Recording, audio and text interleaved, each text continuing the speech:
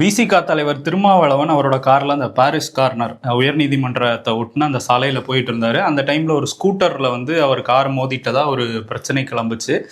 அது வந்து ரெண்டு தரப்பும் சொல்றாங்க. அந்த ஸ்கூட்டர்ல வந்தவர் ஒரு வழக்கறிஞர் தான். அவர் இறங்கி வந்து அந்த வீடியோவில் நம்ம என்ன பார்க்க முடியுதுன்னா, காரும் ஸ்கூட்டரும் ஒட்டி ஒட்டி நிக்குது. அங்கிருந்து இறங்குறாரு அந்த வழக்கறிஞர். அவர் ஏதோ அந்த டிரைவரோட சண்டை போட போற மாதிரி தான் நமக்கு தெரியுது.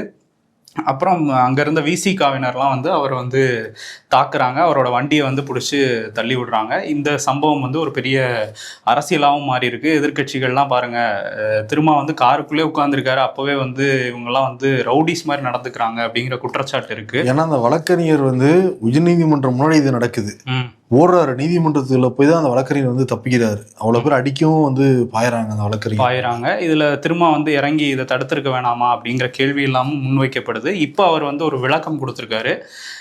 என் ஸ்கூட்டரில் போய் என் கார் இடிக்கவே இல்லை, அவராக வந்து முன்னாடி அவர் ரொம்ப நேரமாக ஃபாலோ பண்ணிட்டு தான் வந்தார், நான் இருக்க தெரிஞ்சுக்கிட்டு முன்னாடி நிறுத்திட்டு வேணும்னே பிரச்சனை பண்ண பார்த்தாரு.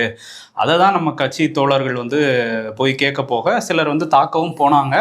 அதுக்குள்ளே போலீஸ் வந்து அவரை அந்த பார் கவுன்சில் அலுவலகத்துக்குள்ளே கூட்டிகிட்டு போயிட்டாங்க. இதில் வேற எந்த சம்பவமும் நடக்கலை, இடிக்கலை, கார்லாம் இடிக்கலைங்கிற மாதிரி அவர் ஒரு விளக்கம் கொடுத்துருக்காரு. ஒரு பார் கவுன்சிலுக்குள்ள ஓடுற காட்சிகளை தான் பார்த்தோம் நம்ம. அதே மாதிரி காவல்துறை பின்னாடி வந்து போறாங்க.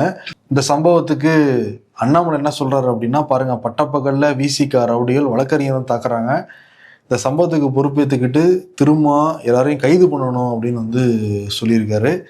இப்ப திருமாவுக்கு Z+ பாதுகாப்பு வேணும்னு சொல்லிட்டு நாகூர் தேசிய நெடுஞ்சாலையில 1 மணி நேரம் தேசிய நெடுஞ்சாலையே ஃபுல்லா வந்து ஆக்கிரமிச்சு ஒரு போராட்டம் வர பண்ணிருக்காங்க விசிகாவினர். இது எதுக்கு வேணும்னா வந்து வேற எங்கேயாவது போராடிக்கலாம், சாலையை மறிச்சுதான் போராடணும். தேசிய நெடுஞ்சாலையில 1 மணி நேரம் மக்கள் பிரச்சனைக்கு போராடி இருந்தா பரவாயில்ல, இதுக்கெல்லாம் வந்து சாலை மறியலா?